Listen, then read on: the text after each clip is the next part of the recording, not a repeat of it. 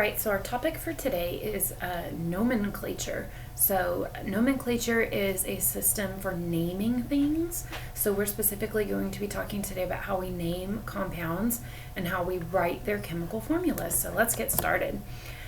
First off, again, a chemical formula shows the number of atoms in a compound. So an example of a chemical formula is the very simple NaCl or maybe CO2. Those are chemical formulas. And nomenclature is the naming system that we use for naming those compounds. The nomenclature system for people, to give you an example, is first name, last name. So, of course, my name is Amy Hammer, and you probably also have a first name and a last name. Another nomenclature system in my family for naming people who get married is that the man keeps his last name and the bride changes her last name to the same as her husband's name. So again, that's just one nomenclature system. Your culture might have a different nomenclature system. So just like different cultures of people have different nomenclature systems, different types of compounds have different nomenclature systems. Today in this lesson, we're going to be talking about ionic. So first off, let's talk about those three main types of compounds. Ionic compounds, remember, have a positive and negative ion. So again, NaCl is positive, negative. That's one way you could look for noticing that it's an ionic compound. Another way to look for, or another thing to look for, another way to say it, is a metal and a nonmetal. So again, NaCl is a metal, sodium, and a nonmetal, chloride. Finally, another possibility you might see is a metal and then a polyatomic ion. So maybe Na2CO3. So sodium is a metal, CO3 is a polyatomic ion. So those are the things you might look for to know that it's an ionic compound. Other types of compounds, covalent is another type. This is made of more than one nonmetal. So like CO2, carbon and oxygen are both nonmetals. Or Br2 is two bromines together. That's two nonmetals. SO3, both of those are nonmetal atoms. So if you have no metals, then that's a covalent, sometimes called a molecular compound. Finally, the third type of compound that we're going to learn a nomenclature system for are the acids. Acids are made up of a positive hydrogen ion paired up with a negative ion, okay? These sometimes appear to be covalent because they are all nonmetal, but they actually act a lot like an ionic compound, so they're kind of their own category. The key thing to look for is they always begin with hydrogen, so like HCl, or HNO3, or H2SO4. All of these would be acids, and they have their own naming system that we will get to in a different lesson. Today we're going to talk about ionic compounds only. So our first task is how to write an ionic formula if we're given the name. So step one, you make sure that the compound you're dealing with is actually ionic by looking for that metal, or by thinking, do I have a positive and a negative ion? So calcium chloride, calcium is a metal. Also, we know that calcium is positive and chloride is negative, so this is an ionic compound. Step two is you write the ion symbols with their charges. So this is where having your ions memorized is an absolute necessity. You have to have the formulas written correctly with the correct charges. So calcium is Ca plus 2, chloride is Cl minus 1. Our final step is we want to put them together and see what ratio they're going to exist in. Before I show you the shortcut, let me just tell you that if calcium has a plus 2 charge, how many chlorides are necessary to balance out that plus 2 charge? If I only have one chloride, I still have this excessive amount of positive charge because plus 2 and minus 1 is not balanced. That still equals plus 1. So I need another chloride. So I now have a calcium plus 2, so I'm going to write plus 2, and 2 chlorides, so minus 1, minus 1. Now it's neutralized, it's balanced, okay? So my chemical formula needs to show 1 calcium and 2 chlorides. So that's going to be 1 calcium and 2 chlorides. Now you don't have to go through this thought process every time. There is a shortcut. So the shortcut is called the crisscross rule. So you take the charges and their absolute values. So like forget about the plus on the 2 and forget about the negative on the 1.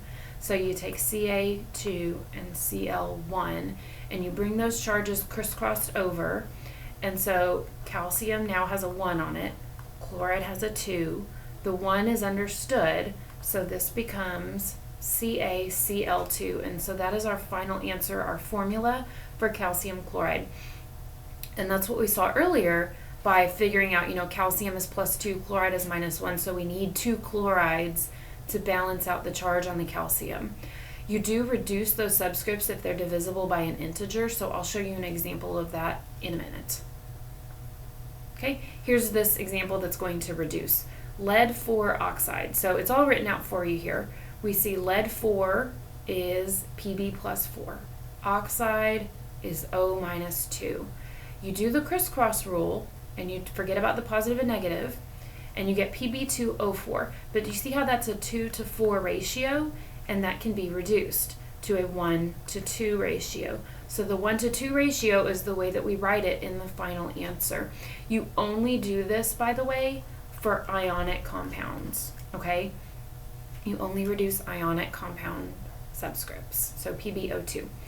So we're going to try some examples. I'm going to show them to you with no narration, and please follow along, and I'll do a couple other examples as well.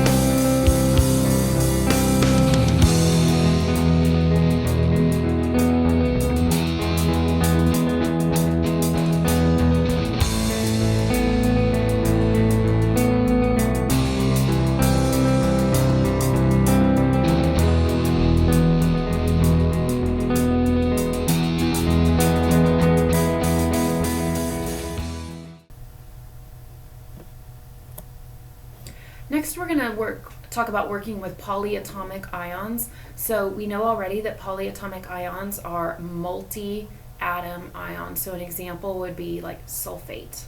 It has 1 sulfur and 4 oxygens. The key thing to remember here is that sulfate always has to be SO4. You can never change the formula SO4.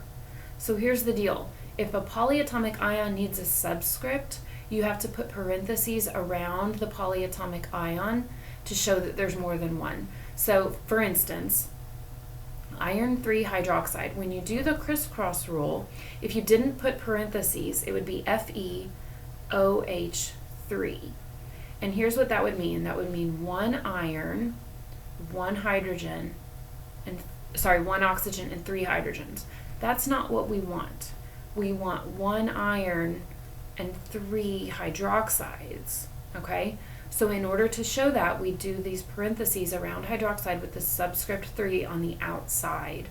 So this is the right answer, and this is the wrong answer. So again, the key thing is if you need a subscript on a polyatomic ion, you have to put the ion in parentheses.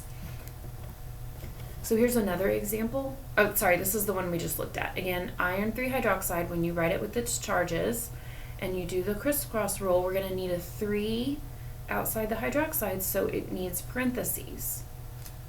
And again, what this kind of translates into is 1 iron and 3 hydroxides.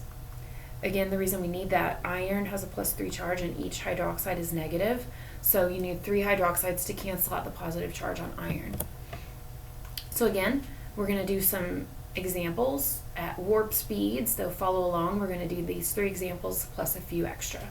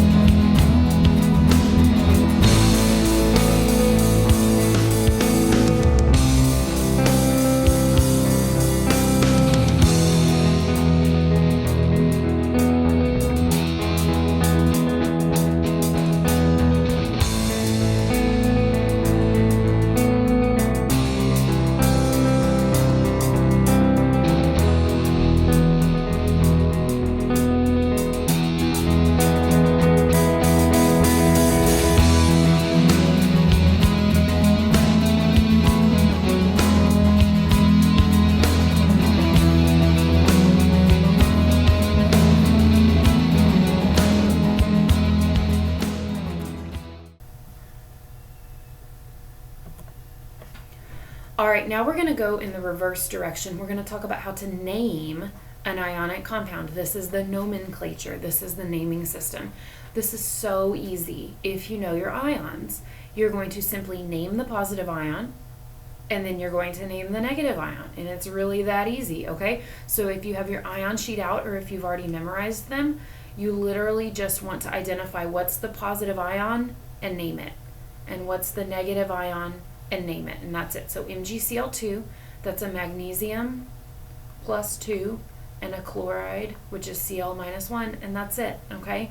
For Fe2O3, again, you kind of think about reverse crisscross. So the 3 was up there, so this is iron 3, and O with the minus 2 is oxide, okay? So again, it's Fe plus 3 when you reverse it, O minus 2, so iron 3, oxide. ZnOH2, Zn is zinc. We know that it's zinc plus 2. OH is OH minus 1. So when you crisscross it, it was from zinc hydroxide. So here's some practice problems. We're going to go through them at a very fast pace and do a couple of extras, so follow along.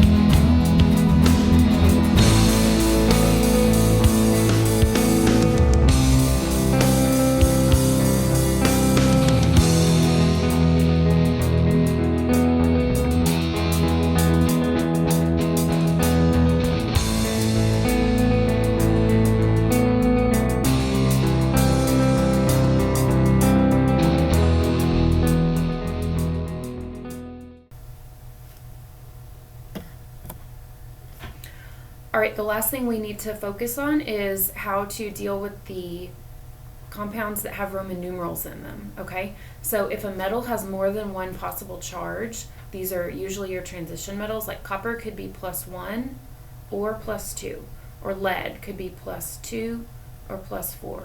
Iron could be +2 or +3. You have to be able to figure out which one it is because that's part of the name, okay? We can't just say copper chloride because we wouldn't know which one it was. So how do you figure out if it's copper 1 or copper 2? You do what I call the reverse crisscross. So you put that 2 back up there, you put that 1 back up there. So we see that this was copper 2. So copper 2 chloride. So again, it's the reverse crisscross. And I always have students say, how do you know if you need to put a Roman numeral or not? You truly just know this by being familiar with your ions and knowing that elements like copper, lead, iron, cobalt, manganese, nickel have more than one possible charge. And if they were the elements that have more than one possible charge, you do have to include the Roman numeral. So again, you do the reverse crisscross. Here's another example that we really need to focus on. If you have AUN and you reverse crisscross, you get 1 and 1. So you get AU plus 1 and N minus 1, but here's the issue. N minus 1 doesn't exist. So it's a 1-to-1 ratio as written. We need to know that it must have been reduced from something, okay? We know that it should be N minus 3 because it's the only possibility for what nitride might be. So that 1-to-1 ratio must have been reduced from a 3-to-3 ratio. So we know that it really must have been AU plus 3 and N minus 3. So now we can name it as gold 3 nitride. Okay? These can get kind of tricky. So we're going to do some practice problems. We're going to do these and a couple of extra. So follow along, pause, rewatch if you need to. Really make sure you understand these. And if you don't,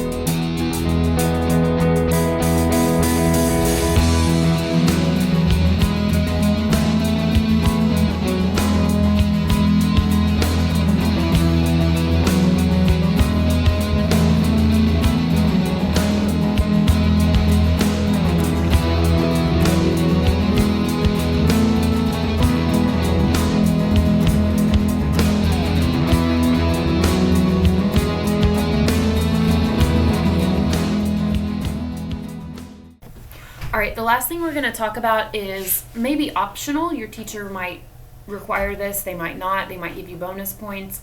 But if you're curious, a lot of the transition metals have kind of strange symbols, like iron is Fe, copper is Cu, tin is Sn. These were the old Latin names of these elements, okay?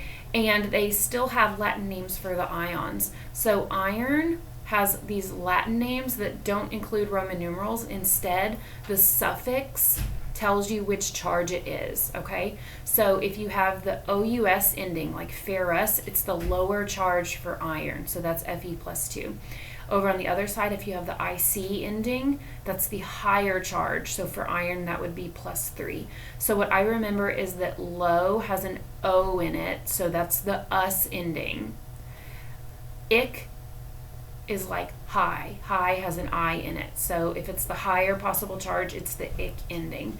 So again, another example, stannous has that O, so it's the low charge for tin, which is plus 2.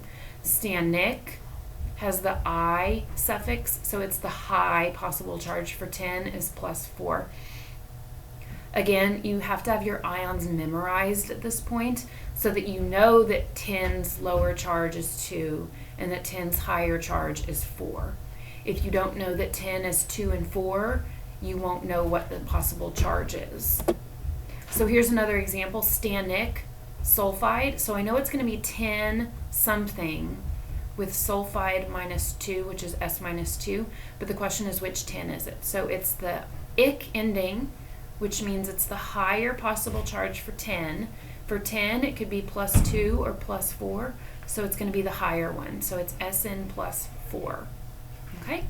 So Sn plus 4 and S minus 2 becomes Sn2S4 when we do the crisscross rule, but that's a 2 to 4 ratio, and I can reduce it.